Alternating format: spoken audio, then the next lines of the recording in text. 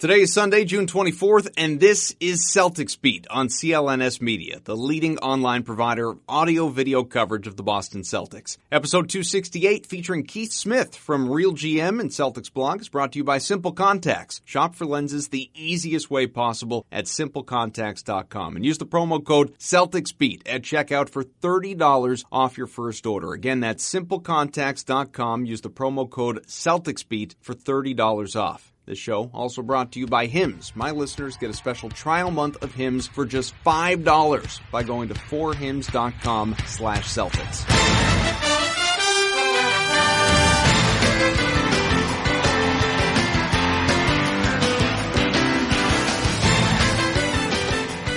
All right, welcome into another edition of Celtics Beat. I'm Adam Kaufman. Thank you for taking some time out of whatever it is that you're doing on this Sunday or during the week to join us, because we have got a great show for you here. The NBA draft, it's behind us after so much talk, so much hype going into it, so many questions over whether the Celtics would move into the top 5, maybe as high as 3. Those rumors are out there. Would Kawhi Leonard be dealt, be it to Boston or elsewhere? And no, the answer is no at the moment. That shouldn't be surprising. Maybe the fact that the Spurs are kind of stonewalling teams like the Lakers, that's a little surprising, but clearly they just want the guy to return. They want to try and turn him and make him happy again. So I do get that. He's an elite player. But moving Jaylen Brown for a draft pick, it never made sense. So really the draft was all about, is Terry Rozier and some combination of picks, are those assets going to go? They did not. Although Terry Rozier may not be around too much longer. We'll get into that in just a moment. But some of you wanted Dante DiVincenzo at number 27 when the Celtics kept the pick.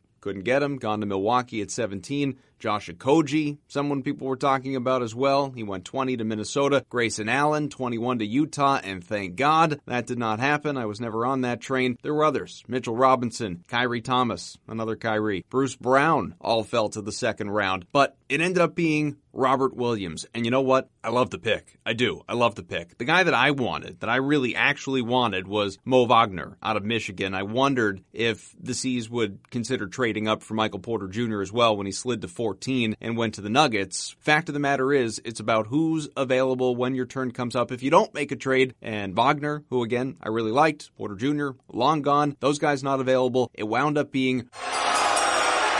With the 27th pick in the 2018 NBA Draft, the Boston Celtics select Robert Williams III from Texas A&M University. Let's get to know the guy out of Texas A&M just a little bit before we move on to Keith. All right, Danny Ainge and Brad Stevens weighed in after a long, not terribly busy draft night. He's a player that we like coming into this draft process. He's a rim protector and a rebounder, a guy that can, play above the rim on both ends of the court. We don't have much of that. We have a little bit of that, but not what he can do. So his abilities to protect the rim and rebound and run the floor, I think, are some of his greatest traits, and we can use those. He's got good feet. He's a good athlete. And he's got a 7'5" wingspan. He plays way above the rim. The ability to block shots, ability to alter shots, the quickness to catch up to guards shooting if they get a step, being able to still alter that. If you can have 4 shooters on the floor and a guy like that roll into the rim, you can just throw it up in the air and he can go get it and finish it. There's a lot of things that he brings to the table, but those are the things that translate sooner rather than later. And, as he continues to improve his skill and everything else, we'll see where all that goes. But right now, he's an elite athlete. Interestingly, the Celtics never worked out Williams. They started talking about him around pick 17, 18, Stevens said, and started to think, hey, maybe this guy will fall to us, and obviously wanted to check out the medicals. We all are aware of that, as Danny Ainge told Terry Rozier that on that Bleacher Report call, but more on that coming up here. Williams, as far as just, if you're not familiar with Texas A&M and watching him over the last couple of years, explosive athlete, an elite shot blocker, great defender. In fact, 2-time SEC Defensive Player of the Year. Last year, averaged just better than 10 points, 9 rebounds, had about 2.5 blocks. Big dude, all right? The Celtics athletic big fell to them at 27. Never would have envisioned that. You would have thought they would have had to trade up to get a guy like that. But 6'10", a 7'6" wingspan, okay? Could fit in great here potentially.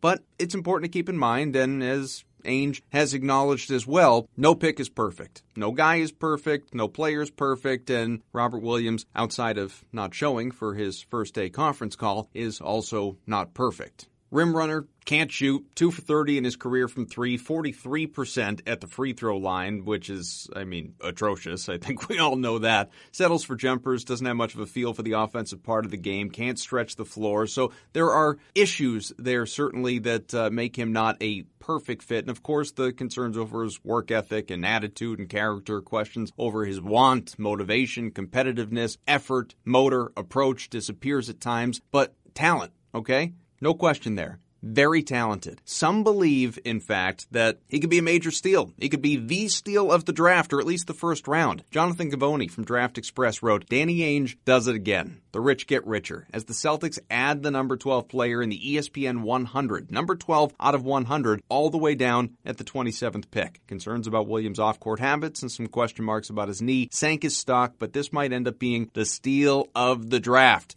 Williams' ability to protect the rim is something the Celtics covet, and he's now in a perfect situation to continue to develop his basketball IQ in one of the NBA's best cultures and player development systems. His colleague, Mike Schmitz, draft analyst, wrote, Williams has the potential to be the steal of the draft. Again, you're going to keep hearing it. Adrian Wojnarowski said the same thing. Now, these guys all work together, but nevertheless, it's a popular opinion and one Celtics fans should like to hear about. The same draft slot of a similar lob-catching, shot-blocking center in Clint Capella. Those comparisons are out there. There are clear question marks about Williams' motor. Rangy big man is without a doubt a top 10 caliber talent, though, when fully engaged. Much more suited for the open NBA game than the role he played as a power forward with a clogged paint at Texas A&M. Boston's the exact environment that Williams needs to rev up his focus and commitment to his craft. Celtics could really use a big in Williams' mold, and he'll be a tremendous lob threat for Kyrie Irving and the rest of Boston's offensive weapons. Under Brad Stevens, here's what it boils down to. You don't play hard, you're not going to see the floor. You won't even be around. They'll get rid of you. You're at pick 27. You're not a guy that they're heavily invested in. Top 3, 6, even 15, just outside the lottery, whatever. You're 27, you're into the first round. Those guys don't make it all the time. I'm not saying that'll be the case for Williams. Nobody listening to this wants that to be the case. We all want to believe that he's going to be great and that he is going to be that steal, that guy that turns heads and makes it. I think at the very least, whether the talent ends up translating, the work ethic won't be a problem. He's going to be motivated. He's going to want to stick around. The culture, it should help. Playing with Al Horford, under Brad Stevens, with those other vets in this system, under Danny Ainge, organizationally as structurally sound a franchise as you will find. He's not going to be asked to do anything he can't do. It's what Brad Stevens says, right? You do what you do best. He's going to catch lobs. He's going to block shots. He's going to run. Others have written about that. So he should be successful in Boston, at least as a rookie out of the gate, because again, he's not going to have to do too much. One guy who I think definitely did too much on draft night, Terry Rozier. Terry Rozier, sitting in as an analyst, a guest analyst for Bleacher Report on their live show, made a very poor decision, unless, of course, this was orchestrated previously with Danny Ainge and that it was okay. Ainge did not comp to that, though, after the fact, and I'll give you that audio in a second. But Rozier, if you happen to miss this, and I won't give you the full sound from it, just a little bit of a clip, during their broadcast decided he wanted to get the scoop. So Terry Rozier, who by many accounts was on the trade block, FaceTimed his boss when the Celtics went on the clock, or 5 minutes out, from making their pick. Didn't tell him he was being recorded. Asked him who the Celtics were going to take. Well, here you go. Danny. What's up? Who is going to be? I got to draft a point guard.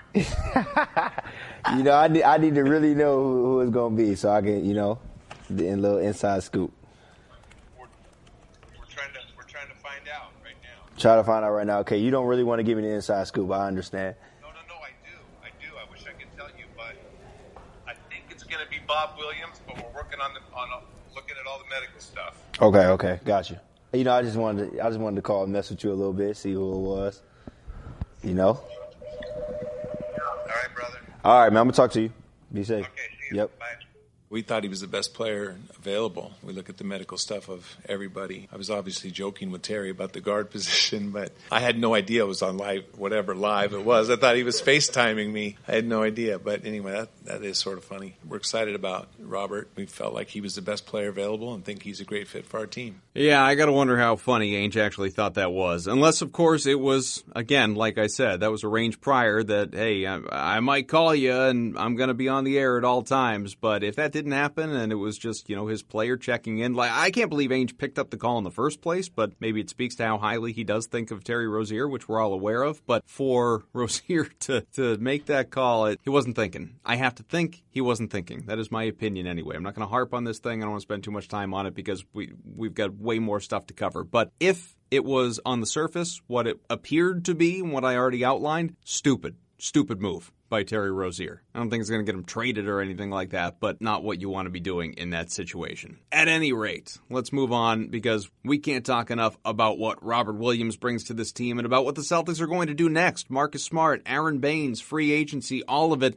What's on the table? So let's bring in Keith Smith, covers the Celtics and the rest of the NBA for Real GM, and Celtics Blog does an awesome job. And, when it comes to someone who knows the C's, college hoops, salary cap, this is really the perfect guy. Keith, how are you?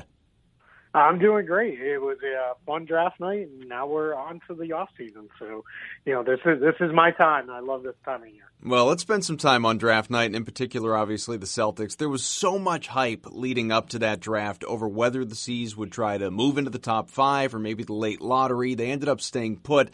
Personally, I'm good with that. I'm okay. I didn't need to part with an exorbitant amount of assets just to move up, although there are things I could have argued for. I would have been tempted, and maybe Danny Ainge tried to do this, we don't know. I would have been tempted to try and pay to jump up to a guy like Michael Porter Jr. when he slipped to 14 or something in that range. Would that have been on your radar, or did you like them staying put and doing what they did?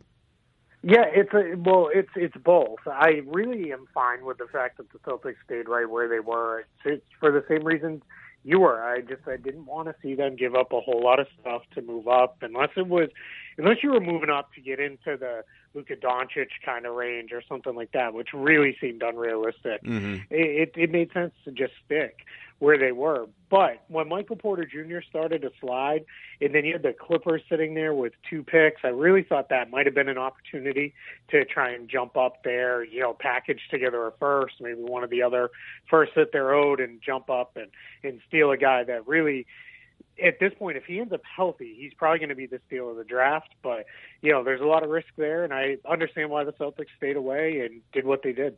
We talk about it all the time, but do you think there's a hesitation to deal with Danny Ainge at this point among other teams, or was it just that he was maybe unwilling to pay too steep a price because he didn't have to? Yeah, I know there's a handful of folks around the league. The running joke is if you see a 617 area code, which is the Boston area code, just hang up because, it's Danny Ainge or Mike Zarin. And one of my favorite quotes was, if you see it, don't even answer because you're going to have a bad day on the back end of it. So it's, I think it's just kind of turned out that way. I think for Danny Ainge, he's looking at this with the Celtics are in such a interesting position where they have a great immediate term success right in front of them with the team that they have. They were a game away from the NBA Finals and got guys coming back healthy that could put them over the top to get there. But then you have this long range, look at the team with guys like Jason Tatum and Jaylen Brown and all the other young talent that they've got, which this is very unusual in the NBA. So I think Danny Ainge feels like unless something comes my way that I can't pass up on, there's no reason for me to make a move. Well, and I don't know if you feel this way, and you monitor Twitter and you keep up with the conversation and often are part of it or even driving it at times. I feel like there's a certain percentage of Celtics fans, whatever that number is, that sure, I mean, intellectually everybody knows Kyrie Irving's coming back, Gordon Hayward's coming back, this team should be even better next year than the one that just finished within 6 minutes or whatever it was of reaching the NBA Finals. But that's intellect. That's, just knowledge that you should have. I think that at times gets underplayed or ignored by some of the fan base, and they forget. They forget that all of a sudden this team does have a higher ceiling coming back than what we just saw. There's this just fundamental belief that they're going to go out and just get waxed by the Warriors next year because it's what the Cavs did. It's what most people It's what the Celtics would have done this year had, they made the NBA Finals with the group that was still playing at that time. And people are overlooking, really is what I'm driving at here. People are overlooking the fact that this team is about to get a whole hell of a lot stronger. Yeah, it is. They are going to make. Let's just say they basically run it back. Let's say they re-sign Aron Baynes and Marcus Smart, and you're looking at largely the same roster that ended last season.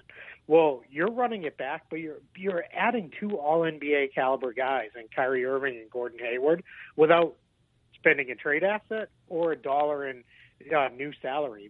These guys are coming back, and that's forgotten. I think what happens is we all get caught up. Trades are fun. Trade rumors are fun. It's fun to argue with people about they should do this, they shouldn't do that. So we all live that. At the end of the day, we're all hopefully fans of this game, even if we cover it from a media standpoint.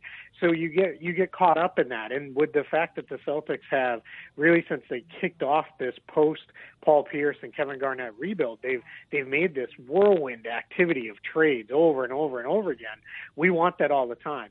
Then I also think the factor is, I always call this the Patriots factor, where for Boston fans, if there's the crossover, which largely there is a lot of that, where the Patriots make the Super Bowl, win the Super Bowl, and what do we immediately do the next day? Hey, we won the Super Bowl. Now what can we do to get back there next year? It's already in our minds of how do we get there, how do we get better? And sometimes the answer is you get better by getting guys healthy, internal improvement, and sticking with what you have.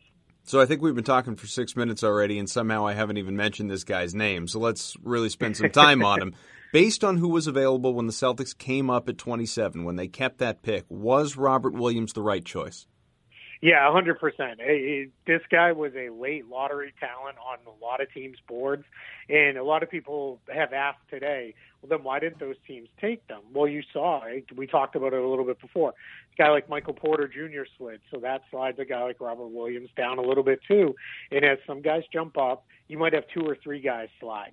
And for the Celtics to have this kid be sitting there where he was, they were very fortunate. If he had come out last year after his freshman year, he probably was a lottery pick. He went back to school. He was good, but his numbers fell off a little bit, wasn't quite as productive in some facets of the game. So that caused him to slide a little bit here in this draft, and that's just the Celtics' good fortune smiling upon him again. Is this the best fit for him, you think, coming to Boston? Yeah, I think so, because I think he needs time, and I think he's going to get that playing behind Aron Baynes if he's back, which I assume he will be, Al Horford, a healthy Daniel Tice. He's at best maybe the 4th big in the rotation. He's probably going to take over that Greg Monroe slot there, but I would expect to see him log plenty of time in Maine, and then when he's with the Celtics, he can focus on doing the things he does best. That's hanging out around the basket, playing defense, and rebounding. They're not going to ask him to do too much complex stuff there, and he's really going to go in there. He's going to be a good energy kind of guy off the bench, and I think he'll be, really solid for the Celtics in that role as he kind of learns and transitions into the NBA game. We'll get back to Keith in just a second. I want to tell you today's show is brought to you by Simple Contacts. Simple Contacts is a convenient way to renew your contact lens prescription. Reorder your brand of contacts from anywhere in minutes. It's vision care simplified. We all know how big of a pain it can be going to the eye doctor to renew your prescription. You have to wait in the office for what can feel like hours. You have to figure out if you like number 1 or number 2 better. It's a hassle. Not anymore. Simple Contacts brings the doctor to you, wherever you need it. You can take a vision test at home, have it finished in 5 minutes. Then a real doctor reviews your test, writes you a new prescription. It's that easy. This is not a replacement for your full periodic eye exam, though. But if you just want to update your script in minutes, log on to simplecontacts.com. Just need a refill, then upload a picture of your prescription. Simple Contacts handles the rest. The contact lens prices are unbeatable. The vision test, it's only $20. Shipping, it's free. And best of all, my listeners get $30 off their first Simple Contacts order with promo code CelticsBeat. Try it for yourself and save $30 on your lenses by going to simplecontacts.com/CelticsBeat or entering the code CelticsBeat at checkout. Again, simplecontacts.com/CelticsBeat or just enter the code CelticsBeat at checkout. So multiple draft experts, Keith, have said that Williams could be the steal of the first round. His work ethic, the main reason why he dropped, possibly from, like you said, the lottery to almost the second round.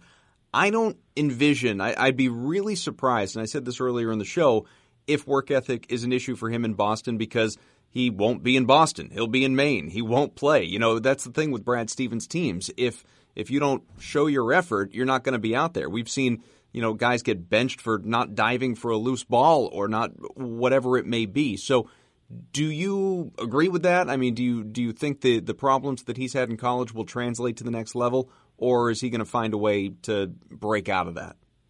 No, yeah, you hit the nail on the head. He's going to have to break out of it. Otherwise, he won't be here. And not only will he not be with the Celtics and he'll be in Maine or he'll be on the bench, he just won't be with the Celtics. They'll move on from him quickly if he doesn't buy into what it is. And I don't think it's the problem some have made it out to be. I think he had some frustrations in Texas A&M. He really was asked to play power forward a lot, which he's really more of a 5 than he is a 4.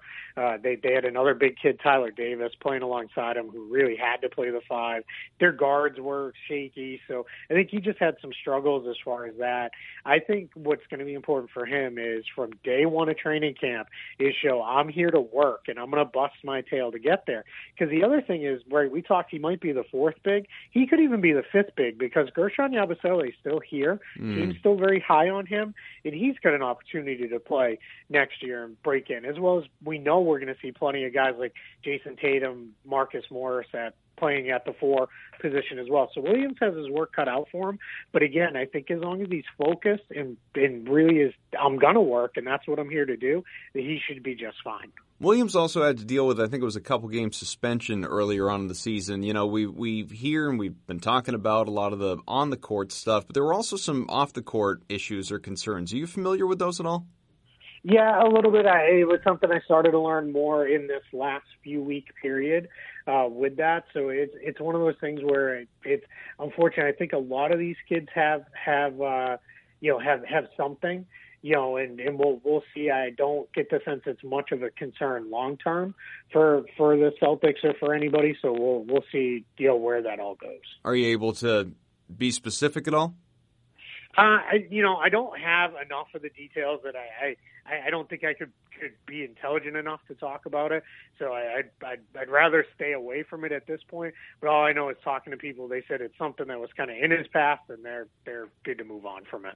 All right, so realistic expectations on the floor for Williams as a rookie. As you said, in terms of where he slots into the rotation, he's going to be fighting for a spot. Who knows how many games he'll even be in Boston, and that's with a total buy-in. That's just talking about roster depth and no concerns for him. So what should we expect this year in terms of, you don't need to project, you know, rebounds, blocks, points, stuff like that. When he's here, how many minutes per game do you think realistically he'll see?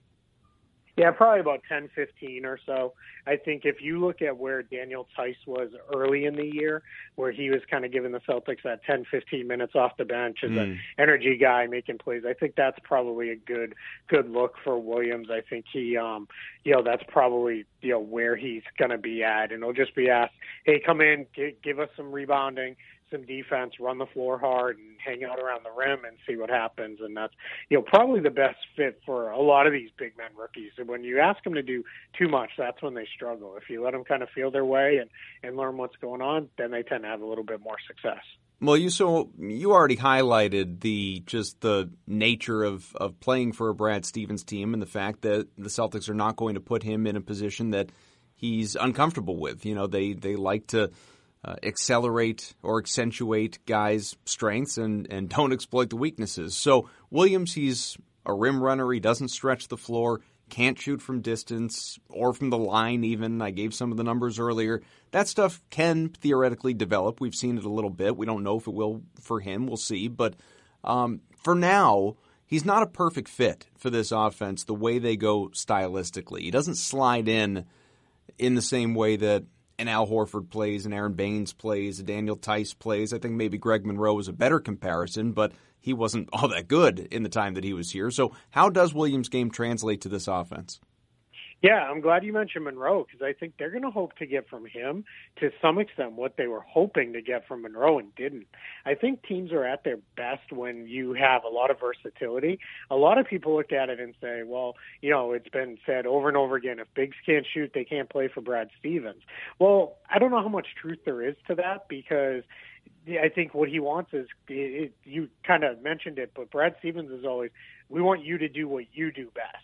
It's not asking you to do things you don't do. They're not going to ask Williams to go and hang out on the perimeter and be Al Horford and take a few three-pointers a game because they know he can't do it. So what they're going to ask him to do is kind of give us the Monroe role, but slightly different. He's not going to post up like Monroe could. He's not going to be the passer Monroe was, but it's going to be a lot of pick and roll. I think they're going to run a lot of pick and roll offense with the way the bench looks like it might be shaping up, and that's where the kid can be successful as a roll man or as a dive man off penetration. That's where he's going to live, and that's what they're going to ask him to do. Looking well beyond the rookie year, what do you think Williams' career potential is? There are comps out there to guys like Clint Capella, who really exploded this past year, or maybe a pipe dream is DeAndre Jordan. NBA comps, though, we know they're tough. So what do you think he projects to be?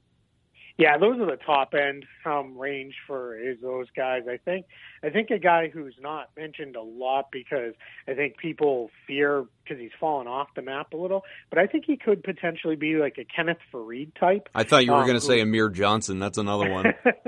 Yeah, it's another one that's not bad. But Amir has become a pretty good outside shooter. Right. Yeah, his game's evolved. Yeah, and he's also a really a better passer than a lot of people give him credit for. So, especially as more of a ball mover, like he gets the ball moving. But I think Williams has that Faried opportunity. He doesn't have the motor Faried does, which isn't a criticism because very few guys have Kenneth Faried's motor.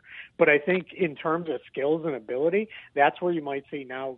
One thing that I will say is, and there's a great piece by Alex Kungu on Celtics blog right now, and one of the highlights in there is showing him making a really high-level pass to a big man out of a double team. So if he can pick that up and show, like, hey, I can make these passes, all of a sudden that opens up a lot more of his game and his fit in Boston. Keith, you had the report during the draft that this pick is not going to impact Boston's interest in re-signing Aron Baynes. You've already mentioned him a couple of times while we've been chatting here. Do you believe that deal is going to get done? And if so, what's it going to cost? Yeah, 100% I think it is going to get done. I know the team really wants him back.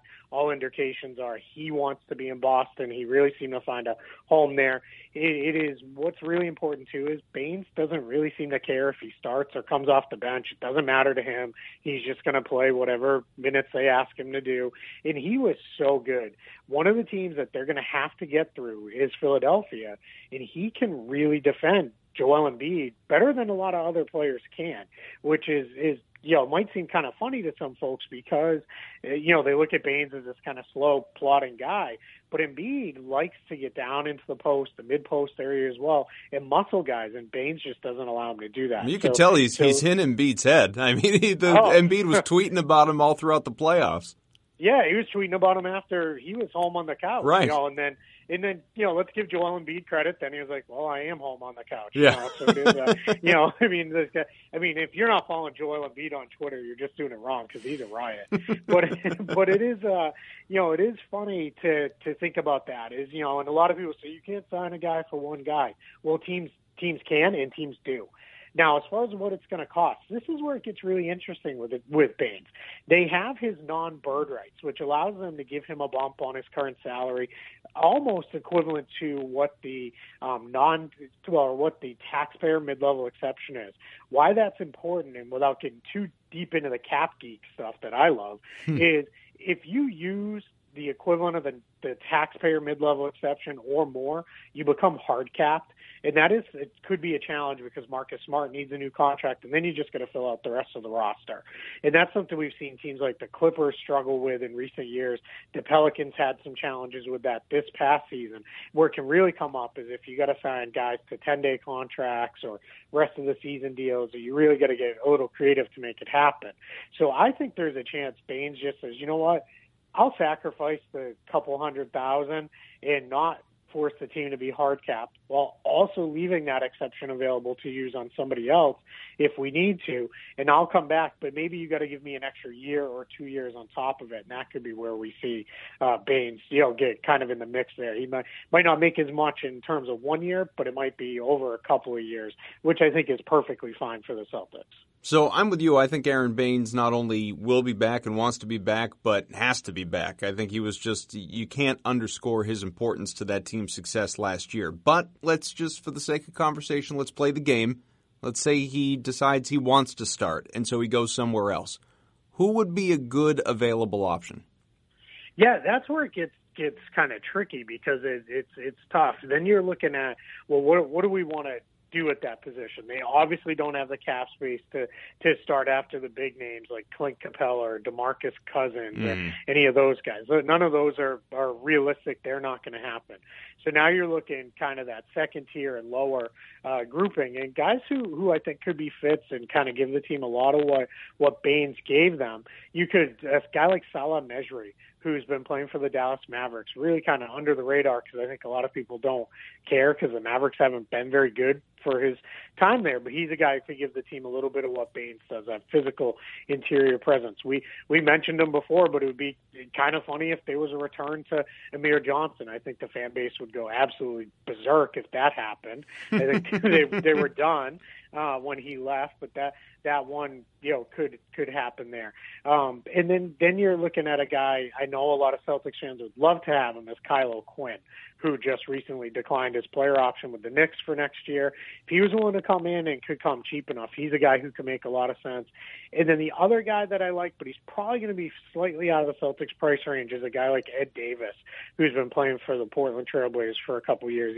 He's a good, defensive-minded guy, a little less rugged and a little more athletic, and that could be something the Celtics are looking at. But I think, Baynes' fit, desire to be here and all of that, I think that trumps anything else any one of these other guys could bring to the table by a good margin. So there's one guy you didn't mention. I'm glad you didn't, but there's speculation out there the Celtics could be interested in signing Dwight Howard. He's got a bad rap for a number of reasons. He's not viewed as a winner. He's moved annually at this point, but in fairness, he's a future Hall of Famer and he can still play even when he's barely trying, which I don't know exactly what that says, but it's just a fact. So if they run it back, you've got all those bigs that we've already mentioned. There's no room for Howard. He's not coming. But in the event that somebody is moved, traded, doesn't re-sign, whatever it is, what are the chances Boston actually is thinking about pursuing Howard?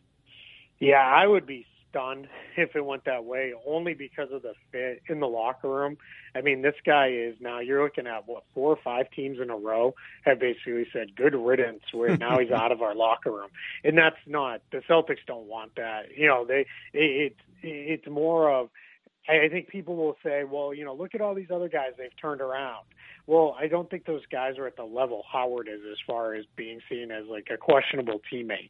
People always want to point to Evan Turner. Well, he was grumpy and Pacers didn't like him and Philly didn't like him, but it wasn't the mass, like, thank God he's gone, as there is with Howard when he's left the team. So I would be very surprised if that's the way they went. I think then they might even go further down the list to guys like maybe Ersan Ilyasova or Trevor Booker, guys like that, versus bringing in Howard. I think the fit is just too questionable. And then it's just his fit in the offense overall. It's a lot of people want to look at it as, he's a great rebounder and he still blocks shots, but he doesn't do anything offensively. We just talked about Williams, but they're not counting on Williams to do much. So, but with Howard, if you sign him, you're counting on him to give you really good minutes. And I don't know that, he's going to want that as well. He's not going to want to go somewhere where he's the 6th or 7th option either. Marcus Smart spoke during the week. We haven't spent any time on him yet. Restricted free agent, at least he's about to be. And he actually said he's really not focused all that much on free agency right now. I haven't really put too much thought in this offseason free agency thing. Like I said, my number one focus is on my family right now. So, Keith, Smart's restricted. Realistically, what kind of salary is he going to command? Not what does he want, not what does he feel he's worth. I want you to look at the market and tell me what kind of salary you think he can command and who's going to offer it. Yeah, this is a really rough summer for restricted free agents. There's just not a lot of cap space around, and the teams that do have cap space are not really looking at point guards. So those restricted free agent point guards like Marcus Smart, they're going to really get squeezed this summer. You always run the risk when you have a restricted free agent that thing in the NBA is it only takes one, and I won't make you bleep it, but it only takes one to throw everything out of whack with a restricted guy. Well, this year those teams just don't exist, for the point. So I think Smart is probably looking at, unless he signs something team friendly because he really wants to be back in Boston in the maybe $8 to $10 million annual range rather. I think then he's going to be looking at potentially signing the qualifying offer, hitting the market next year when there is a little more movement, point guard-wise projected, and there is also a lot more cap space out there. So if he does that, then, the Celtics are, really running the risk of then he's unrestricted and could walk away. But I think Boston is content to say, we'll deal with that when it comes. I think they want him back, but if they're going to get him back, it's going to be on their terms versus overpaying him. I just don't see the team out there that's going to force them to overpay a match, because if anybody offers anything reasonable, Celtics will just match and play it out. So I've been of the mind that what you just said, that they, whatever he receives based on what he's going to receive in terms of offers, they will match, because I think they would comfortably go as high as, 4 for 48 or something like that, maybe even a little bit higher, but I'm not, like you, so sure that offer is going to be out there. One thing that not a lot of people are talking about that you just hit on, though, is that possibility that he just comes back on the qualifying offer and they have to go down this road again. If that does come to fruition, all of a sudden you're in a very different place, I think, than where some people envision it. Like there's that conversation of, and it's been out there a long time, we've been having it on this show for a long time, you got to choose between Terry Rozier and Marcus Smart. But one of the things that helped you make that decision is that they're up at different times. That wouldn't be the case if Smart obviously just does the qualifying offer and all of a sudden we're going through this again next year. So if it goes down that road, are they keeping both guys and then they got to deal with both next year and make their decision? Or is the Terry Rozier situation kind of independently fluid? Yeah, that becomes a mess, quite frankly. There's no other way to put it, because let's add on top of it, Kyrie Irving is also going to be a free agent at that exact same time. Yeah, of course. Now you have all three of the team's lead ball handlers, all free agents at the same time. And that's going to get really tricky. At that point, I would be stunned if all three are back in Boston. If for some of it is financial, because I don't know how much money you can commit to that one position on the floor. And I think the other piece of it is someone then is not going to play as much as they want to play. And, we've seen, Smart, I know Stevens always refers to him as a sixth starter, and I think his role is going to be solid no matter what it is. But Kyrie Irving, if he's healthy, he's a 30-minute per game guy in the regular season, probably ratcheting that up to 35 or 40 in the playoffs. Terry Rozier proved this year that he deserves a bigger role. So if you're looking at, a year from now, all three of those guys are here in free agents. One of them's definitely leaving, because they're not going to take the, third string role or a, playing combo guard minutes off the bench or something like that. So that's where it becomes really, really messy. And I think that's why some folks are jumping to right now, let's look at trading Terry Rozier. But I think Danny Ainge, and to a lesser extent Brad Stevens, who Ainge does involve in the roster building process, I think their approach has always been, let's deal with it when we have to versus dealing with it ahead of time. Let's let this thing play out. And as we saw this past season, how much quality depth really can impact the season. If Celtics didn't have the depth they had, they would have been out, earlier in the playoffs, or they might have even struggled to make the postseason. It was their depth that carried them all year long. All right, one more quick break to tell you today's episode of Celtics Beat, also brought to you by Hims. Hims is a brand new wellness brand for men. Guys, how many of you are scared of hair loss? I guess a lot, because 66% of men lose their hair by age 35. It's an epidemic. Stop procrastinating. Stop turning to weird hair loss solutions. Hims is your one-stop shop for hair loss, skin care, and sexual wellness for men. Best part about Hims is they really connect you with real doctors to treat your hair loss with actual medical-grade solutions. We're not talking about concoctions that you can make at home. We're talking about prescription solutions backed by science. Just go to forhims.com right now. Sign up is easy. Answer a few quick questions. A doctor will be assigned to you. Products shipped directly to your door. You don't have to wait in line for hours. Let Hims come to you. And my listeners get a special trial month of Hims for just $5 today while supplies last. See website for full details. This would cost you hundreds of dollars if you went to your local pharmacy. Just use my promo code. Go to forhims.com/Celtics. That's forhims.com/Celtics. Well, I'll tell you what, Terry Rozier might be trying to get himself traded with that stunt he pulled on draft night.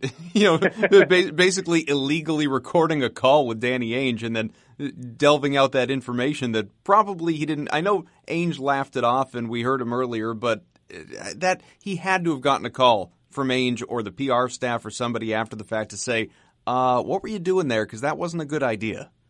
Yeah, I'm guessing somebody said, "Hey, dude, not cool." But it's funny. I've already seen the running joke around Twitter is we're about to find out just how much Danny Ainge loves Rozier and how untouchable he is. So it'll be curious. But I imagine there was some conversation had of like, "Hey, not cool. Like we're playing it off, but we'll watch it in the future." Well, it makes sense. So, all right, the Celtics, they didn't do anything draft night of significance. Do you expect that to change in the week here leading up to free agency? Are they positioning themselves for a trade at all, or are they more intent to run it back? Yeah, I'm really starting to get the sense that they're more focused on let's run this back. Let's get Baynes re-signed. Let's re-sign Smart, and then let's see what we've got. We'll add some guys around the fringes. Like I know Shane Larkin was so good for the team. I'm not sure he's going to be willing to come back and play on a minimum deal again, which is about all the Celtics can offer him. I would expect maybe some moves around the fringes, the back end of the roster. Maybe Abdel Nader has to compete for a spot this year more than others. Maybe Jabari Bird is signed. He's a restricted free agent this year, and he may just sign the qualifying offer, or the Celtics may work something out with him where it's a kind of the Nader Ojale special of the guaranteed first year and then some partial guarantee on the second season. That could be the way it goes. I know they're pretty high on him. But beyond that, I don't see the big deal coming. I know a lot of people are still Kawhi Leonard. I just don't know that Danny Ainge wants to pay the price unless Leonard is kind of given those strong indicators of, hey, I'll stick around. I'll, see this through. I'll be in Boston long term. And if he's not going to do that, I don't know how you can, pay that exorbitant price it's probably going to be. Now, the Spurs are in a trickier spot. They can't demand as much. But from the Celtics, that means not demanding as much is still demanding a lot, because it's not like Boston has, this kind of junk pieces they can just move. They're going to have to move some form of good player, either Brown or Rozier or Smart, in a sign and trade, and then likely one of their future picks to make it happen. And I think Danny Ainge would rather run it back and then see where he's at mid-season with those pieces to make a deal versus doing it at the beginning of the summer. Well, and potentially, too, maybe all three of those guys just to make the money work, too. So you're decimating your depth at that point, which the Celtics certainly don't want to do. And you spoke earlier about the importance of depth. We all watched it last year. So I'm with you. I don't think there's any chance Kawhi Leonard winds up in Boston without those assurances, and I don't think Leonard has any intentions of giving those assurances. But let's pretend, for the sake of the conversation, that he did. What kind of package are you willing to part with for Kawhi Leonard, knowing full well that he wants out of San Antonio, at least as we talk right now, and the Spurs have some leverage, but not a lot, because they don't want to lose him for nothing in a year? Yeah, I think the pipe dream that's out there for Celtics fans is somehow they hang on to all of Irving, Hayward, Brown, Tatum, and Horford and add Leonard to that. That just doesn't seem realistic to me. Well, and on top of that, I don't want to cut you off because I do want to hear the package, but just on that, because Zach Lowe wrote that, and that, it caught my eye, and I thought, oh, that's interesting. But the one thing that he didn't acknowledge in that whole long piece when he suggested that was, okay, so who doesn't start? Who's going to the bench? Yeah. You can't start six guys, presuming everyone's healthy, which is never the case, I know. But presuming everyone's healthy, someone's got to go to the bench. And guess who would be going to the bench probably? Jaylen Brown. So how much value at that point does he even have to you if you're bringing Kawhi to it and getting rid of all your depth to keep Jaylen Brown and then just sending him to be a sixth man? Yeah, it's almost like we planned out this conversation, because that's where I would go in the deal, because I think if you were willing to give up Jaylen Brown and Kawhi says, hey, I'll stick around long term, I would give up Jaylen Brown, because then I think you can lessen the pick.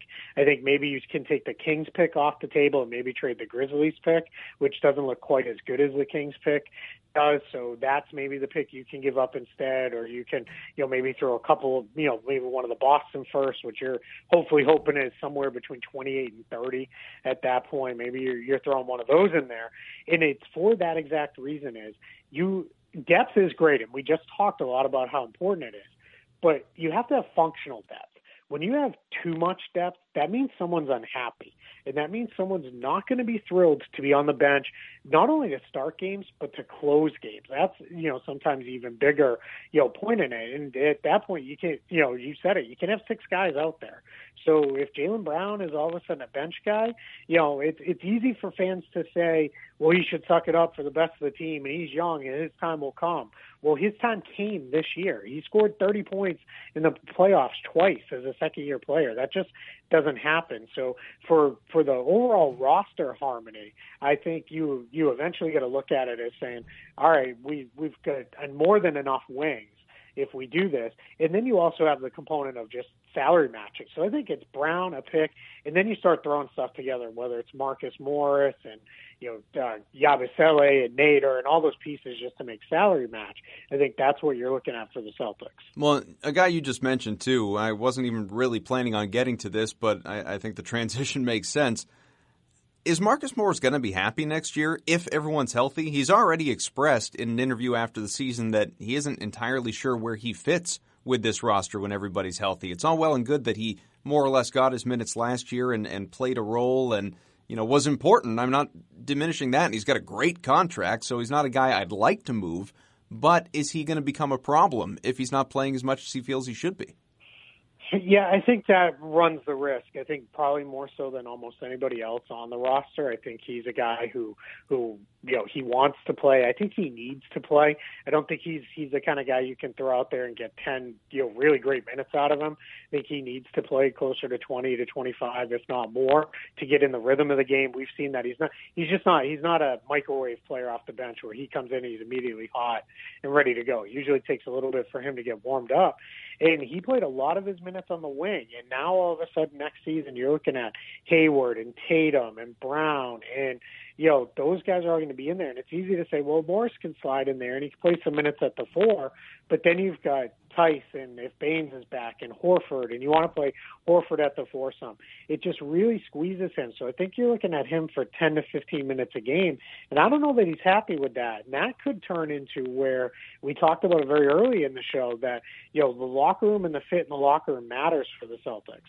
And I think that means that you're going to look at Marcus Morris and saying, maybe this doesn't work, and maybe you trade him for a lesser player, but a guy who's a better fit in the locker room and in that role. Well, or at the trade deadline, potentially, after you see how things play out and what kind of health situation you actually have. Because that contract, it's too good to give away. That's the thing. That's how I look at it anyway. Yeah, there was a lot of that. Are they going to salary dump him to avoid the tax? Yeah, that was so stupid. That was so stupid. They could, and I'm doing air quotes, which no one can see, but they could salary dump him, but return an asset. It could be a late, one of those protected first round picks, top 20 protected pick or something like that. Because you mentioned it, his deal's just too good to just, give away. And quite frankly, even though people might have their qualms with his play at times, he's too good of a player. He's, kind of the guy everybody wants. He's versatile, can do a lot of different things on the court. It can really help a team. It's just the question with the Celtics is, can he help a team playing 10 to 15 minutes? And that's what I'm not sure about. Yeah, really, in a perfect world, he's the guy that you'd like to have as an RFA right now so that you can move him in a sign and trade, get him a bigger contract in the process, and bring in another asset. It's just throwing him into another deal to help make money work. He barely makes a dent. Yeah, that's the tricky part, and that's what makes it really hard for the Celtics right now. They have either these max contract guys, or they've got these guys who are on their rookie scale or on really bargain deals, like Daniel Tice. They don't have those mid-range contracts. Morris is really the only mid-range contract, which is why you're hearing Smart's name mentioned a lot of, well, maybe we can throw him in and work a sign and trade, because that's a way to create that mid-range contract. You need to make trades. But it's not, again, I don't think that's something that the Celtics are overly concerned about right now. And I think they're going to take it really easy early in the year. I wouldn't be surprised if guys like Hayward and Irving are playing much more than 25, maybe 30 minutes at most a night as we get into it early. So I think that's where Morris shows up. But if it's then his role starts to lessen as guys are playing themselves fully into shape and they're ready to go, then that's where I think around the trade deadline it might be, all right, what do we need? And maybe we flip this guy and figure out what we have. Or, I'll knock on wood and say, hopefully this isn't the case. But if there's injuries again, well, then then he's right there and ready to go. No, absolutely. I don't remember the exact stat. You may know it off the top of your head, but someone was making a big deal out of it anyway at the end of the year about how the fact that even with all the injuries, not a single member of the Celtics ranked even in the top 50 or 60 in minutes played. Whether that was total minutes or minutes per game, I can't remember. But either way, Brad Stevens already has that focus in mind of, all right, let's spread it out. Let's keep you rested. Let's go with our huge rotations. We'll tighten it up when we have to come the postseason. But during the regular season, everybody is going to get some time, which I think is the way to do it. Yeah, you have to. And it's, and I know it frustrates people because they want that, some Tuesday in early March, they want that win, over the Atlanta Hawks. And they're like, why can't, Al Horford play, 40 minutes tonight? He can't play 40 minutes tonight because you want him to be able to play 40 minutes in April and May when it really matters. So that's why, and Brad Stevens sticks to his guns on that and just, I'm not going to do it. I'm going to, roll with these guys. I'm going to manage them throughout the year. It's, it's one of the things I think he is going to help extend Al Horford's career probably 2 to 3 seasons longer than it could be if he sticks around Boston, just because he knows how to manage these guys. And he doesn't do it in a way where guys miss a lot of games. He just does it in games. I think he has a very mindset of, this is when I'm going to get guys out. He sticks to a pretty strict substitution pattern, except when he does the Mad Brad and then he yanks everybody and, pulls those every once in a while. But beyond that, it's really, I'm rolling with this, and this is how it's going to be. And that means throwing away a couple wins in the regular season, so be it. Well, I could do this forever. Unfortunately, I think people have attention spans, plus I've kept you for quite a while. But Keith Smith, Real GM, as well as Celtics Blog, among other outlets, really appreciate all the insight, man. I can't believe we're having you on here for the first time, so let's keep doing it again. Yeah, absolutely. I'm happy to come on whenever. Looking forward to it might be an off season of less fireworks, but it's going to be a functionally productive off season is how I put it. And, this team, for me, they can't get back on the floor in meaningful basketball soon enough. So I'm really excited for the season to come. I'll tell you what, I share all of those sentiments. Plus my wife and family will be much happier if I'm spending less time on Twitter right around July 4th. So that would be all right. Keith, thanks again.